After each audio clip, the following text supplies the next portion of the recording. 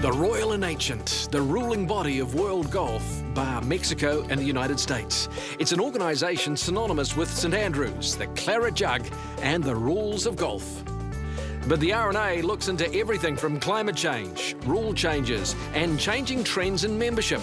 Meaning when Steve Isaac spoke recently in New Zealand, there was plenty of reason for golf managers to listen. At the moment, we're looking at major problems in terms of retaining membership for members' golf clubs. It seems to be the case in a lot of mature golfing countries that there are the same number of people playing golf, same number of rounds being played, but fewer people actually want to become members, want to be tied down to that membership. Allied to that, we've obviously got a lot more regulation in terms of environmental issues, the use of pesticides, use of water. There are lots of issues, but their impact on golf varies greatly depending on where you are in the world. In mature golfing countries like New Zealand, like the UK, there's a high proportion, a relatively high proportion of the population who play golf, and a much higher proportion of the population who know people who play golf and who have golf courses on their doorstep. And I think a lot of those people appreciate that golf courses don't pollute the environment. We're very careful over how we use and handle pesticides.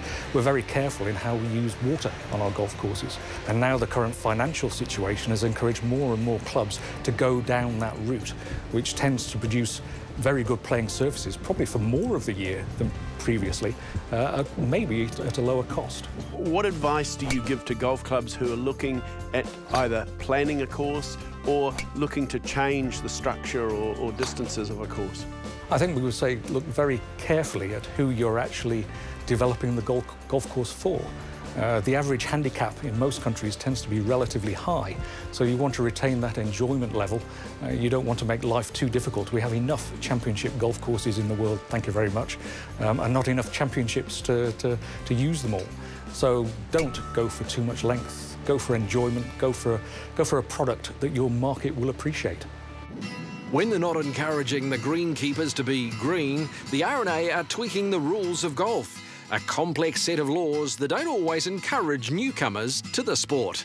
What we're looking at the moment is trying to simplify how the rules are put over and how they're communicated, because I think they are, to a degree, a barrier to people coming into the game. They look at the rule book, 34 rules, then they look at the decisions book, which is probably about 10 times as thick, and they think, is this an easy game to take up?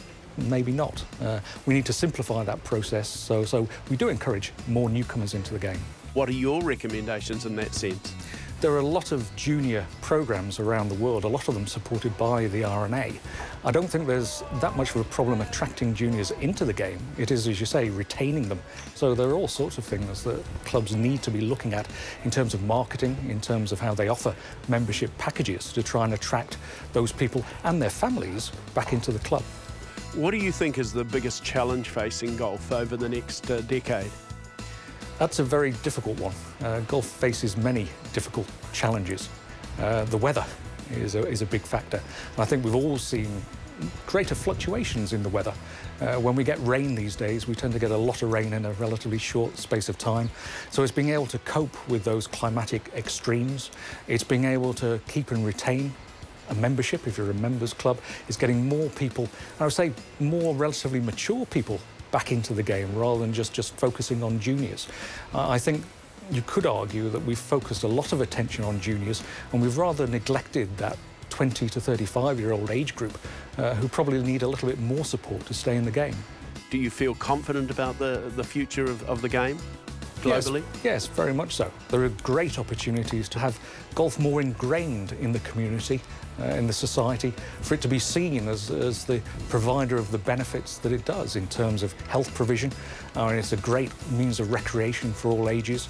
It's a great means of encouraging good behaviour in the younger generations, although we probably have to relax ourselves a little bit when it comes to the juniors who are coming into the game. It's a great game for encouraging wildlife on our golf courses, for showing that we can manage our golf courses responsibly from an environmental point of view. So I think there's lots of opportunities out there. It's a question as to whether golf can actually grasp those opportunities. And obviously we've now got golf back in the Olympics. So that's certainly going to raise the profile of the game, and we hope in a very positive way.